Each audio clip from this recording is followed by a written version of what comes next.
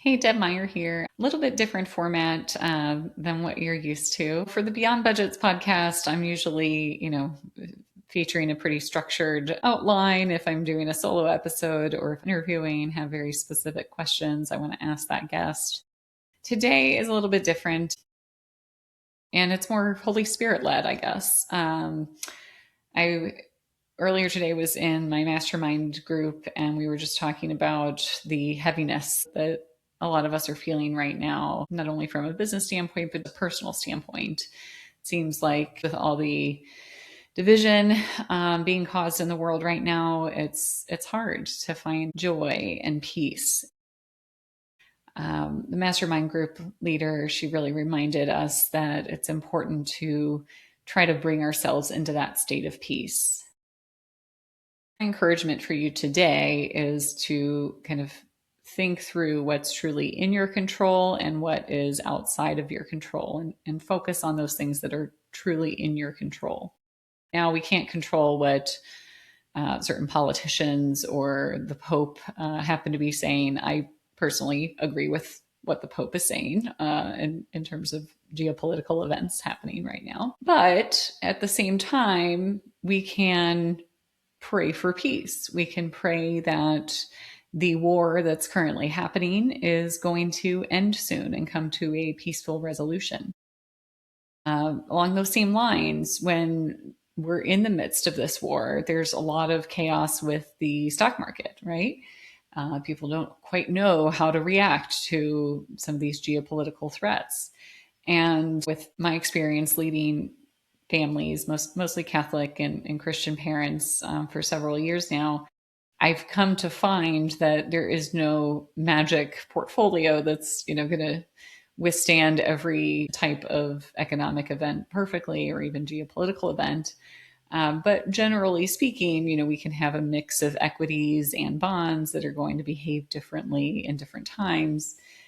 Even with my client portfolios and all the volatility we've had this year so far, we haven't really sustained any big losses because we're well diversified. In that context, you can't control what the stock market is doing. You can't control whether it's up or down in a given day, but you can control your asset mix. You can control the actual investments that you're making. If you're specifically Catholic and want to explore faith-based investing, I've really taken it upon myself to become knowledgeable in that area. And I've crafted a lot of client portfolios specific to Christian values, screening out those quote unquote sin stocks of tobacco, gambling, alcohol, pornography, other addiction, and then really trying to embrace positive social change through the investments that our clients are making. That's one area where you could focus if you're feeling like the stock market's out of control.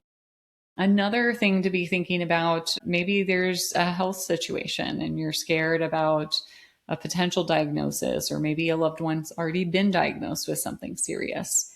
In that situation, it can feel very scary, but there are steps that you can take before a diagnosis even comes that can position you to weather that storm well. So, one example would be health insurance, right? If you're under 65, not yet eligible for Medicare, and if you're working at a traditional employer, great. Usually most employer sponsored plans are going to be the way to go. But maybe you're entrepreneurial and you don't have an employer sponsored plan to fall back on. It's something to at least strongly consider getting a private insurance plan, or maybe in your family situation, you want to explore like a healthcare sharing plan. Not traditional insurance, but it is very close to traditional insurance in the Christian faith. So those are some things to kind of be thinking about in this tumultuous time. It doesn't have to be this terrible, fearful, the world is going to end kind of feeling. Even if you're feeling those feelings, I've had similar feelings from time to time. But at the same time, we don't always want to be like glossing over that there are major things happening in the world right now that are scary. One of the things that I found comforting personally over the last week has really been this. It was an article on surrender. It's called A Key to Suffering Well and Becoming a Saint. It's by Chris Antonucci from March 17th, 2020 on Medium. And I'll share the link a little bit later.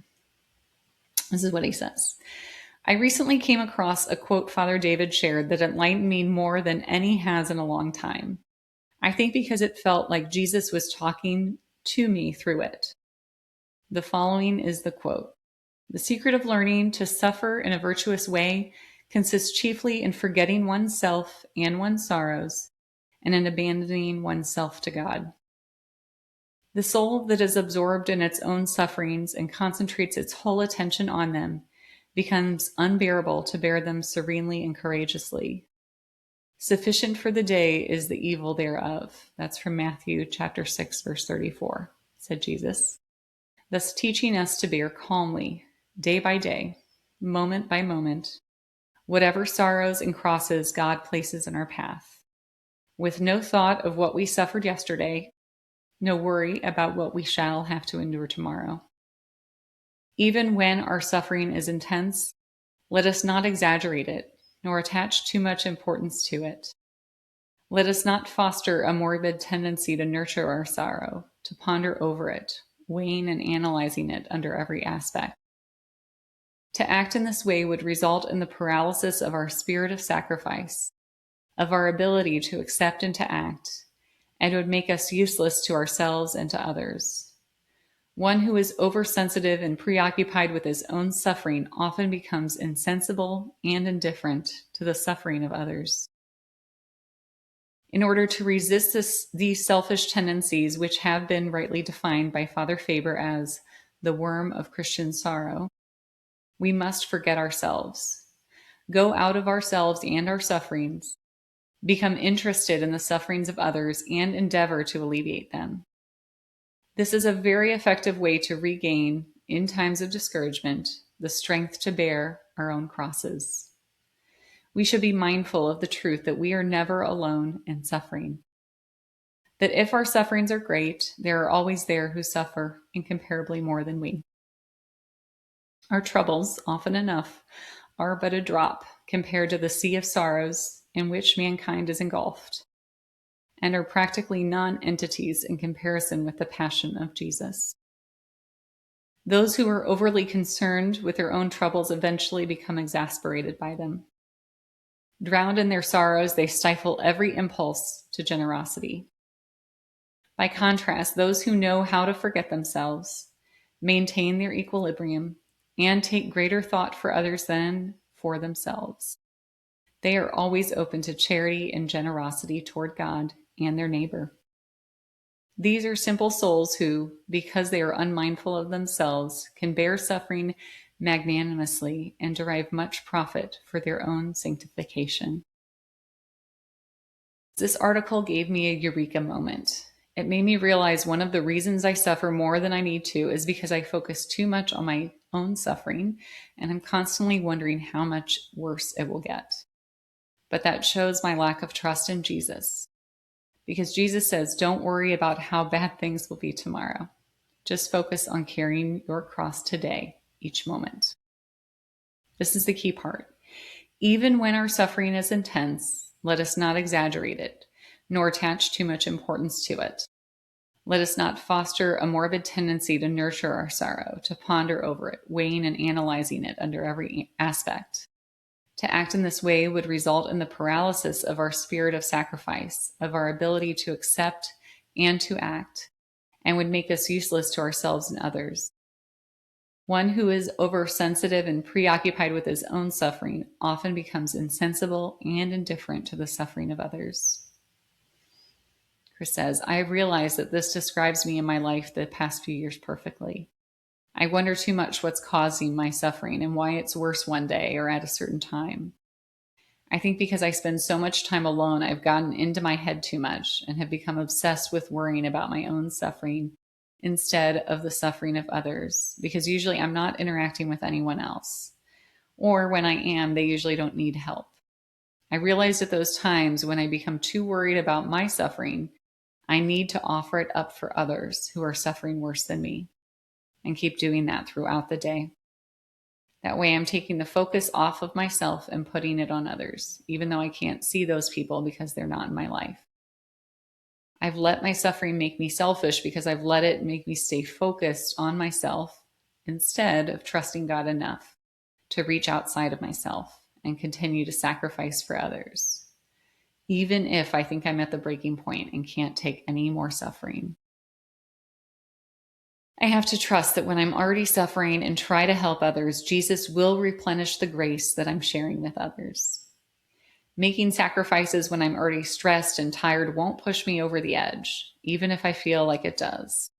It'll fill my soul back up with God's love and grace so that I have more strength to keep bearing my cross and the crosses of others, even if I don't feel like anything's changed. I have to learn to forget about my feelings and remember the good things that are happening in my soul often happen when I don't feel any different or even feel worse mentally and physically. I have to make every effort to keep my focus on God and others, no matter what I'm going through, and to keep asking Jesus and Mother Mary for the grace to do this. I believe this is the key to becoming a saint. This quote made me realize for the first time I'm simply not trusting Jesus enough. And if I want to make progress in the spiritual life, I need to fight my fears and stop focusing on my own sufferings, even when I think I'm too weak.